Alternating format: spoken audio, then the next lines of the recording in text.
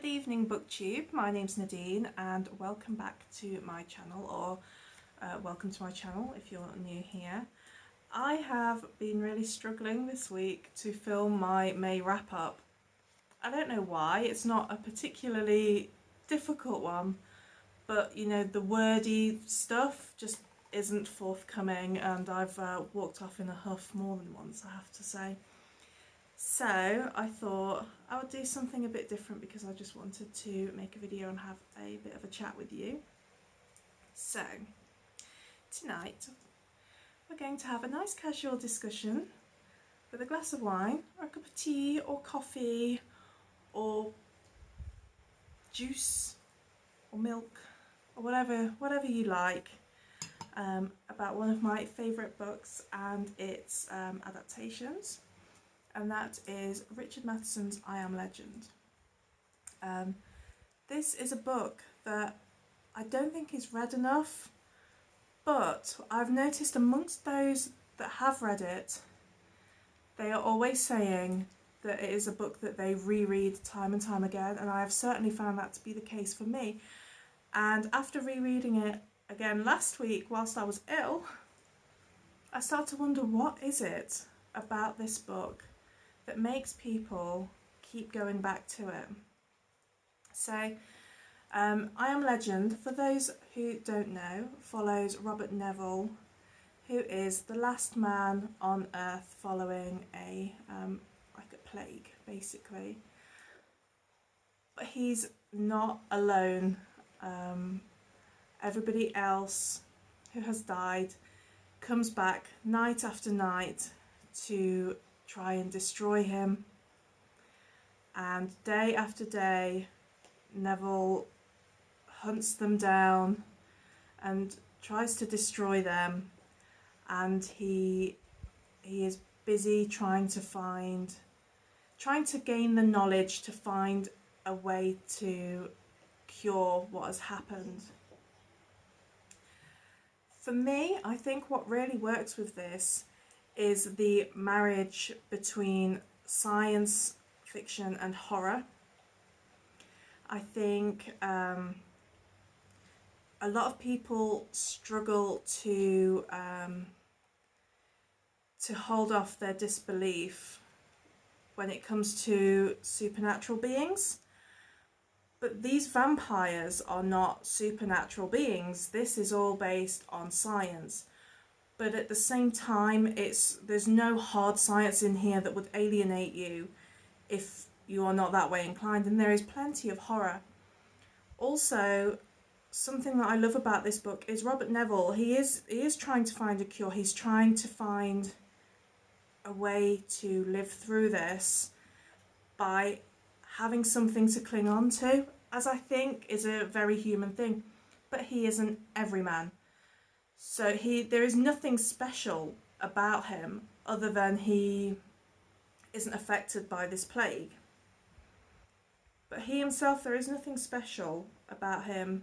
He could be you or me, and I think it kind of explores what it takes to survive mentally, and you can see how the loneliness and the futility of it all really affect him throughout this novel. There are times in this that it's crushingly bleak, and the writing is such that there isn't any wasted space in this. You know, yes, it is a short novel anyway, but there is no rambling, there's no filler in this at all. Every word that is in this book has earned its right to be there. So yeah, I love this book so much. The films, there are several film adaptations. Well, I found 4. If there are any more out there, do let me know, but there are 4 that I know of, and I have, rightly or wrongly, seen all of them. So I'll start with the earliest, which you can see behind me here. which is Vincent Price in The Last Man on Earth. This is actually quite a good adaptation. I think with the nature of the story, it's quite a difficult film to adapt anyway, because watching one person on screen for an hour and a half or more with nobody to bump up against, that would be dull, you know. But this is quite a good adaptation of it. But it does. There's something that it lacks for me somewhere, some soul. I don't know. I quite enjoy this film though, but I do love Vincent Price.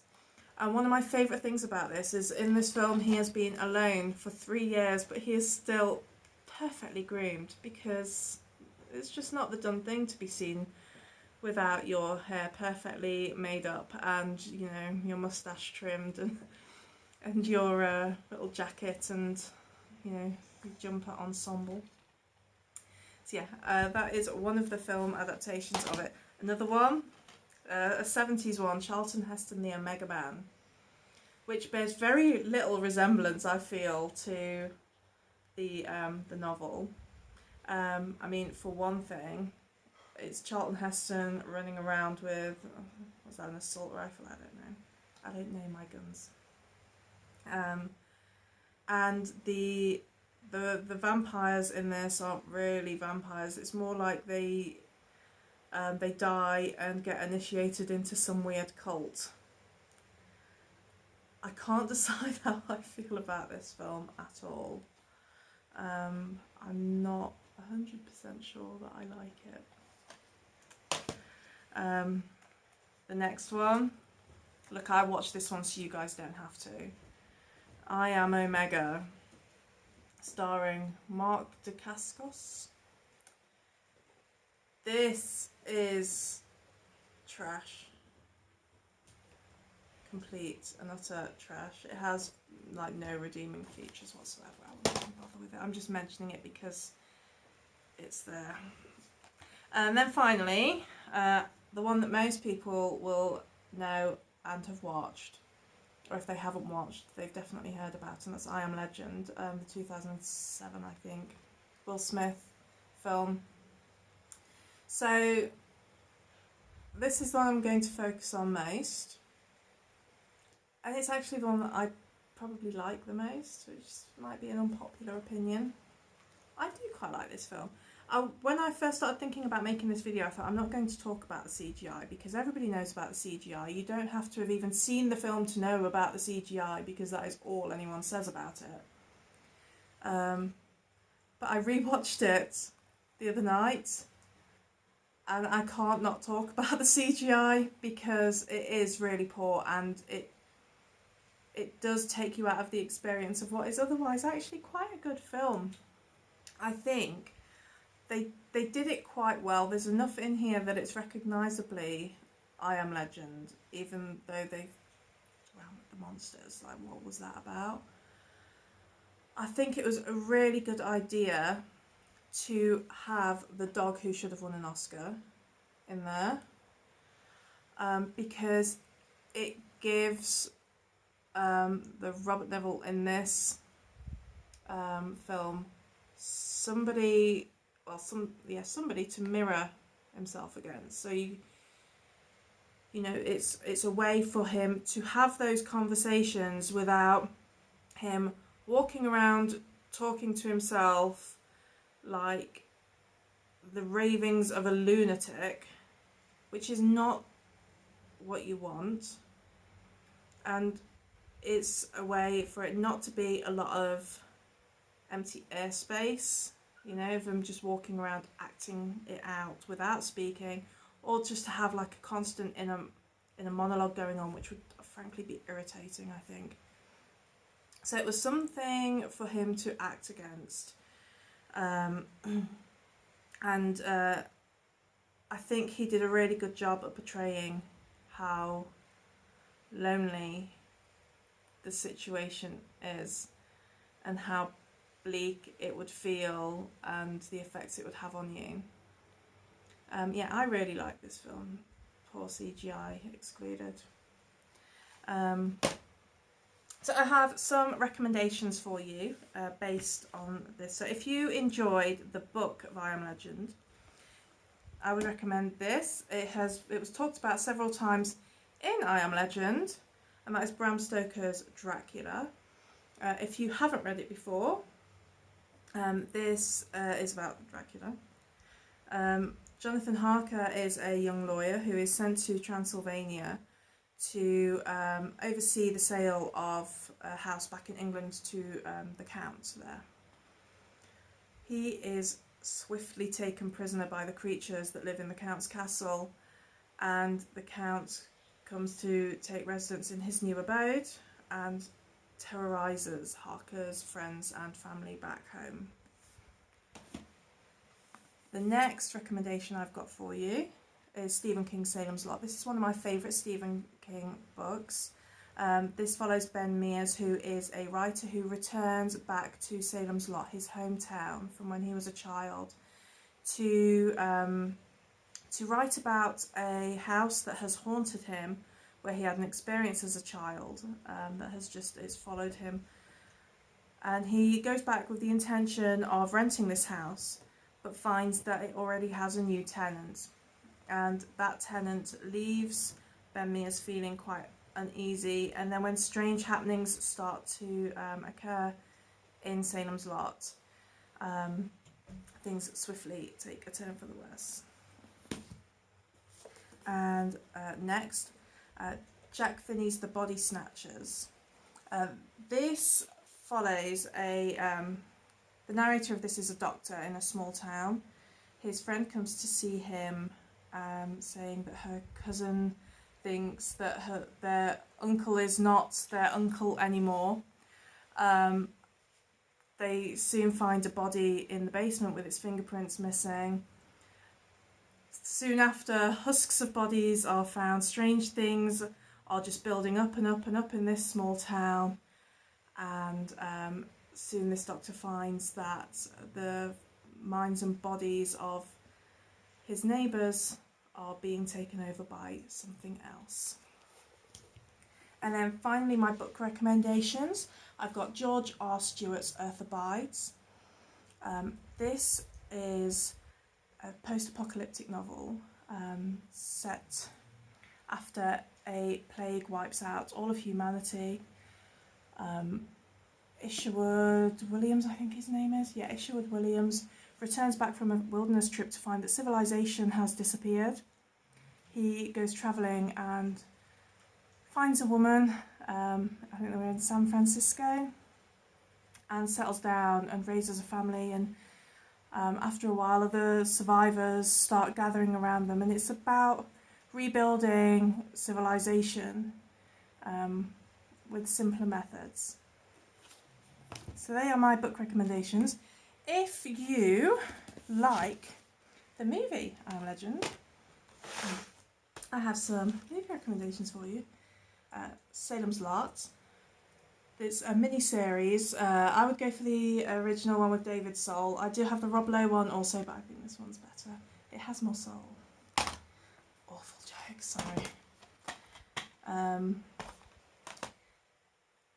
I would also recommend the Wreck trilogy. Best in the original Spanish.